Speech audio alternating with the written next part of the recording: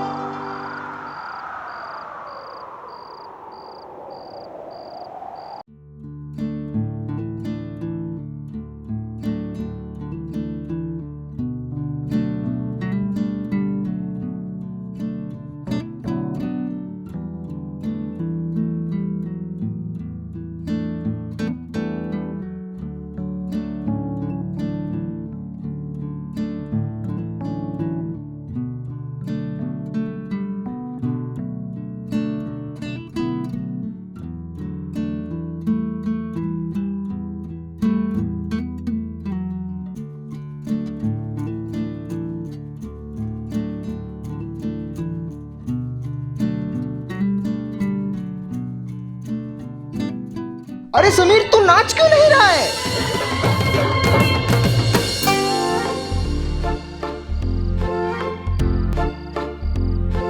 क्यों चुपके से तुझे मुड़कर अक्सर देख लूं, क्यों तेरे करीब में ही अब तो मैं रहूं,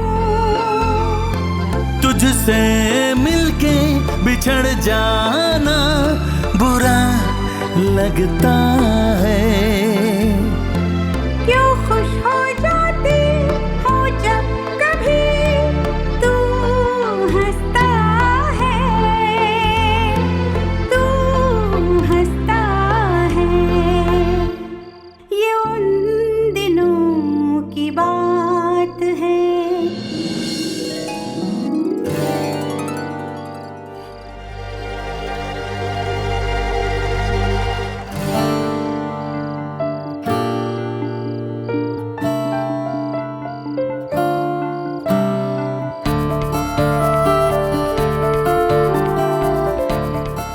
जीते रहो।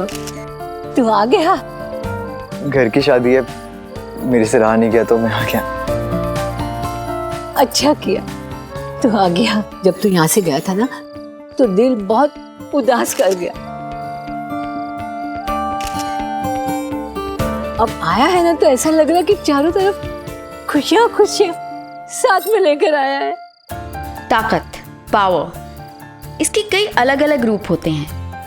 फिल्मों के हीरो की ताकत दिखती है गुंडों को मार गिराने में और सबका सुख चैन लौटाने में।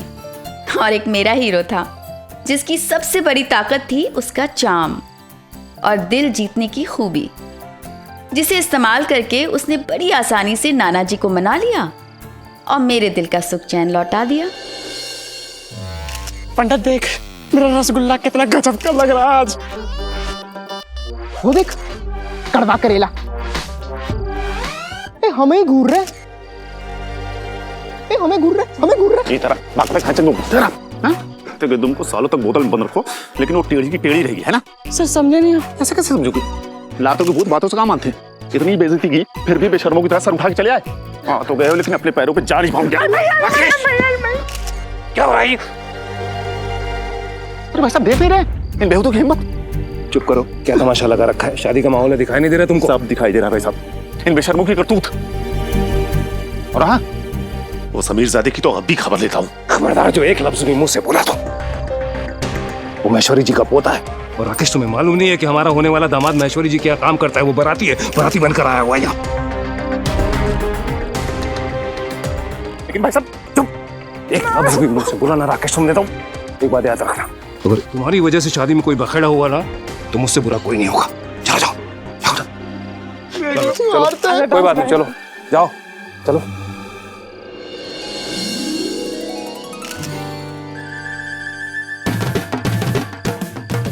समीर, तुम यहाँ क्या कर रहे हो? मेरे भाई की शादी है, चलो साथ में डांस करते हैं।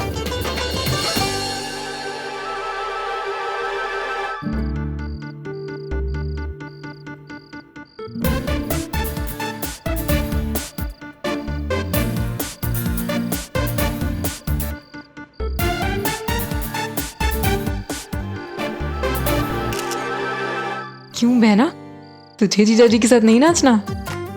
तेरे जीजा जी को दूसरों के साथ नाचने से फुर्सत हो तब ना। होता है होता है। दिल दीवाना बिन सजना के माने ना। लेकिन तू घबरा मत, तेरा सजना ना चाहे किसी के साथ भी नाच ले, आखिर में सजना तेरा ही रहेगा। पर समीर को जरूरत क्या पड़ी है उसके साथ डांस करने की? मेरी भोली बहन, ऐसा भी तो हो सकता है ना कि समीर उसके साथ नहीं बल्कि वो जीजा जी के साथ नाच रही हो। लेकिन वो है कौन?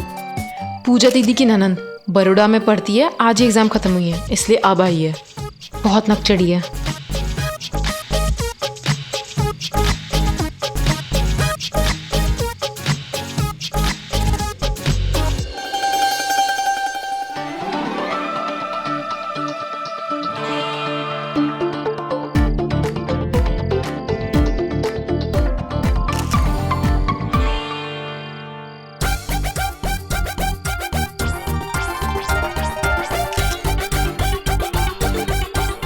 अरे अब गाना बजेगा, ये देश है वीर जवानों का, अलबेलों का, मतदानों का, एक यारो।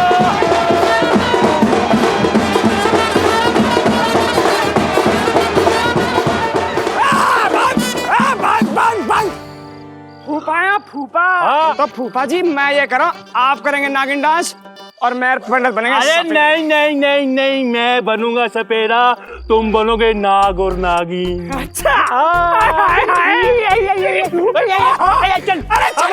चल।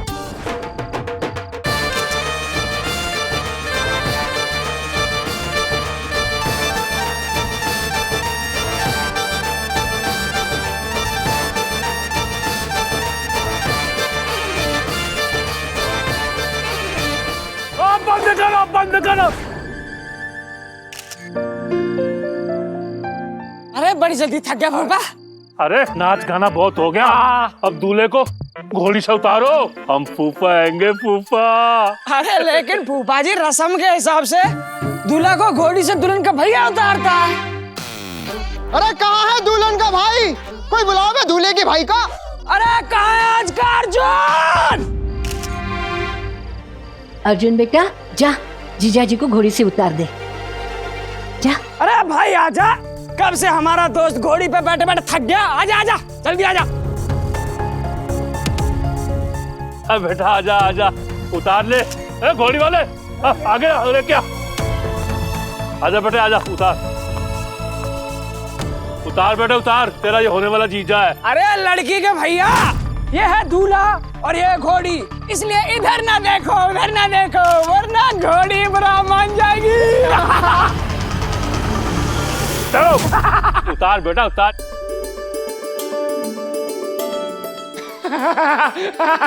अरे आराम से आराम से आराम से।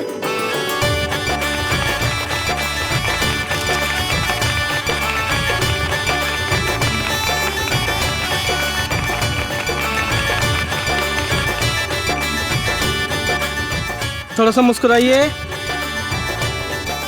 थोड़ा सा और मुस्कुराइए। अरे इससे ज्यादा स्माइल किया तो दांत बाहर आ जाएंगे। और दूल्हे के थोड़ा सा साथ हो जाइए।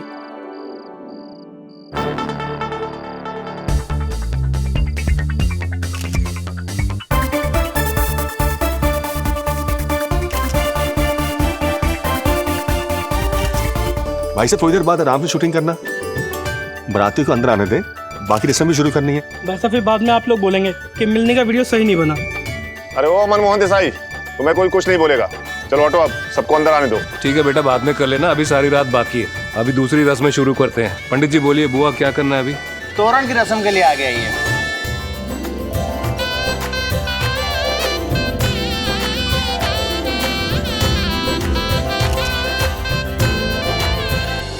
क्योंकि सही है भाई, आज की कैसेट की तरह ए साइड में है ना, और बी साइड ये कन्या। मेरी कैसेट में ए साइड भी नैना ही और बी साइड भी। यार सच्ची बता रहा हूँ, ये मधुमक्खी ना तेरे सर पे तो ऐसे बना रही थी जैसे ये जलेबी में रबड़ी हूँ। पता है मुझे। पता ही तो नहीं है तुझे, ये मधुमक्खी जितना तेरे इर्द गिर्द मंडरा रही है ना, उतनी ही तेज नैना डंक मारेगी तुझे में। तुझे घूर रही थी भाई, तूने जितने पापड़ बेले हैं ना, तेरा होने वाला ससुर हमें पेल चुका है। अगर अब नैना फिर नाराज होगी ना तो अकेली जाना उसे मनाने।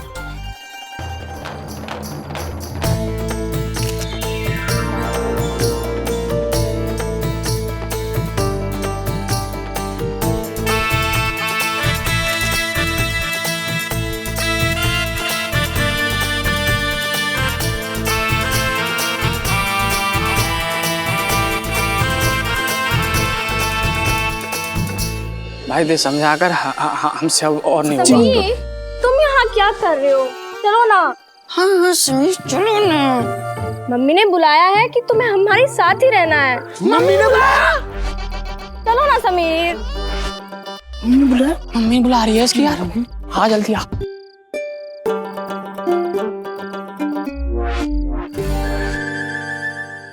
अब तो हम लड़की वाले दुल्हन लेके ही जाएंगे। ऐसे कैसे? हम भी लड़की वाले हैं, इतनी आसानी से दुल्हन देंगे नहीं। सही है। पहले जीजा जी की नाक खींची जाएगी, उसके बाद ही आप दुल्हन को ले जा सकते हैं। दूल्हे की नाक अपने ससुराल में और दुल्हन अपने ससुराल में। दिल तो कह रहा था कि जीजा जी की नाक नहीं बल्कि समीर के कान खींचूं और पूछूं कि वो उस नीले पंख वाली मधुमक्खी को अपने आसपास क्यों मंडराने दे रहा है। बात ये नहीं थी कि मैं समीर पर भरोसा नहीं करती थी, उस पर तो खुद से ज़्यादा भरोसा था मुझे। पर ये तो उस ज़माने में भी होता था और आज भी होता है कि किसी तीसरी मक्खी के भिनभिनाने की झुंझलाहट हम अपने ही आंगन के भंवरे पर निकालते हैं। बात गुस्से से ज़्यादा हक की थी। समीर पर गुस्सा करना मेरा हक था, क्योंकि समीर पर मेरा हक था। मेरा बस चलता ना तो मैं अपने हक के लिए उस मधुमक्खी को किसी बोतल में बंद कर देती, जहां समीर की खुशबू भी उस तक नहीं पहुंच पाती।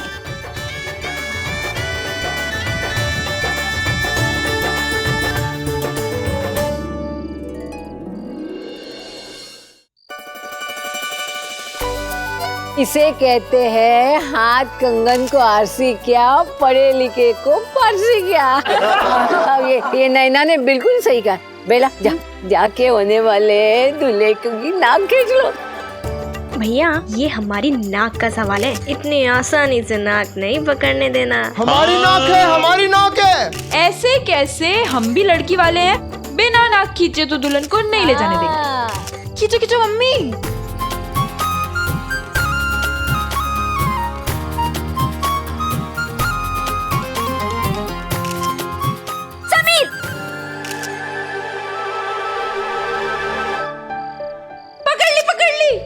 अरे यार!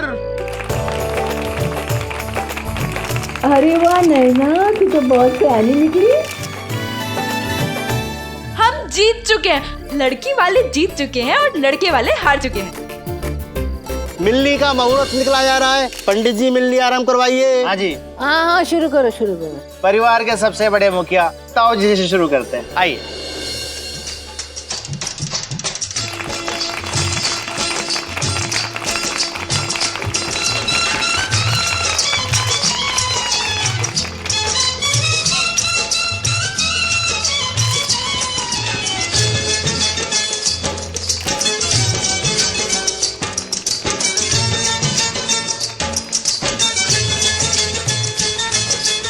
दोनों पक्षों से लड़के के भाई आगे आ जाए। अरे भाई अर्जुन।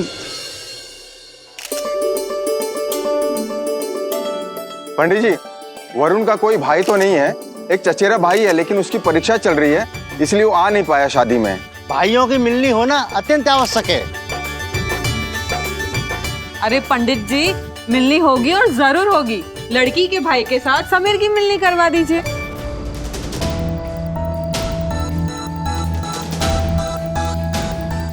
और वैसे भी समीर तो हमारे बेटे जैसा है। आओ ना बेटा। हाँ बेटा आजा आजा। अरे सारे साहब थोड़ा सा मुस्कुरा दो।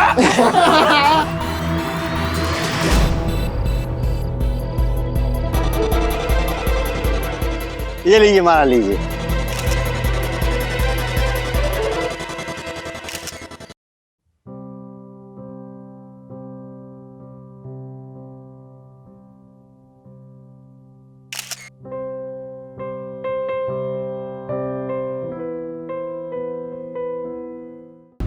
पहले भी तुम्हें मेरे हाथों हार ही मिली थी और आज भी मेरे हाथों हार ही मिला है। वो हार नहीं जिसमें आप दूसरों के दिल जीते हैं। मैंने यहाँ सबके दिल जीते हैं, तो मुझे इस हार का कोई डर नहीं। अरे पैसा दे दो।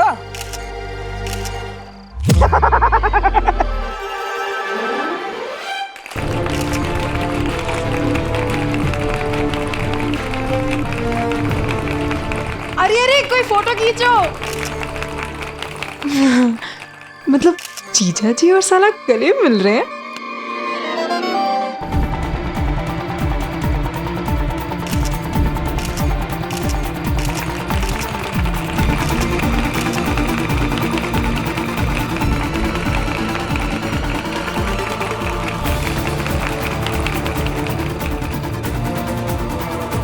मिलनी संपन्न हुई। ऐसे कैसे संपन्न हो गया?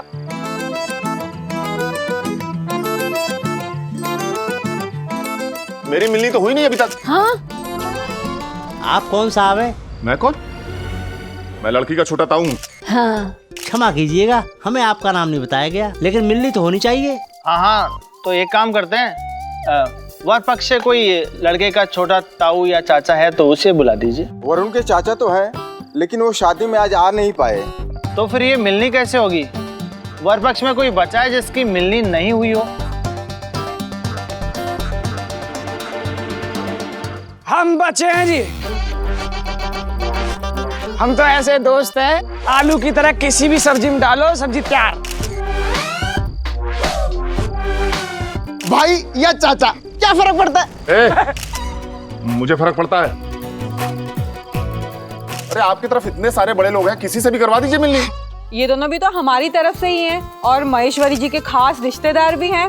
और इनमें कोई कांटे थोड़ा ना लगी है जो आपको चुभेंगे। सही बात है, सही बात है।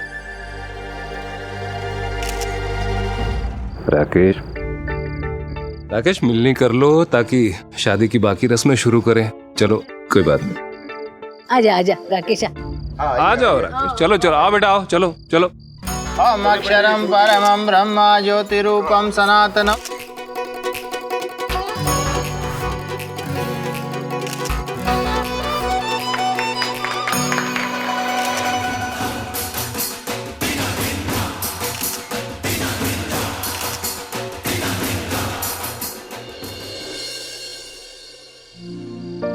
सबकी मिलनी हो गई थी, औपचारिकता वाली भी, रिश्तेदारों की भी, दुश्मनों की भी और गुरु शिष्य की भी।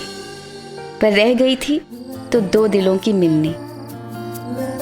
दूरदर्शन से मन्नत में मांगा हुआ मेरा चांद पूरे 24 घंटे बाद घर आया था। अभी आशिकों की मिलनी बाकी थी।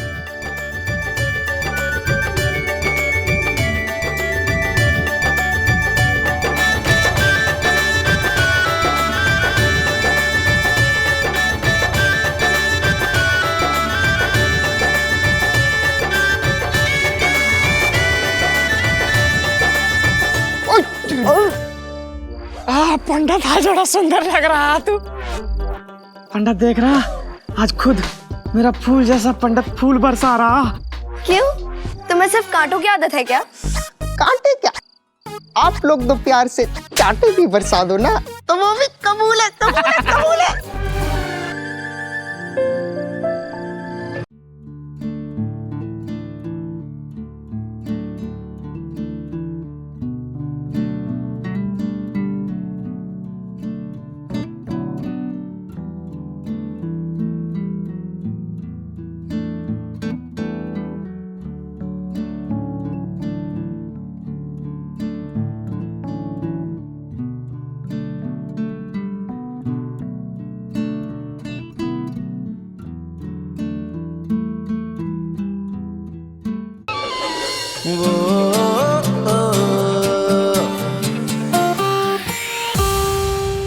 मैं क्या कह रही हूँ ना कि तू मौके पे चौका मार दे बहन। देख जीजा जी भी एकदम जोश में है। मैं तो बोलती हूँ कि इसी मंडप पे ना तुम दोनों के भी फेरे करवा देने चाहिए। मम्मी से बात करूँ? पागल है क्या? ऐसे प्यार में तो कोई भी पागल हो जाएगा।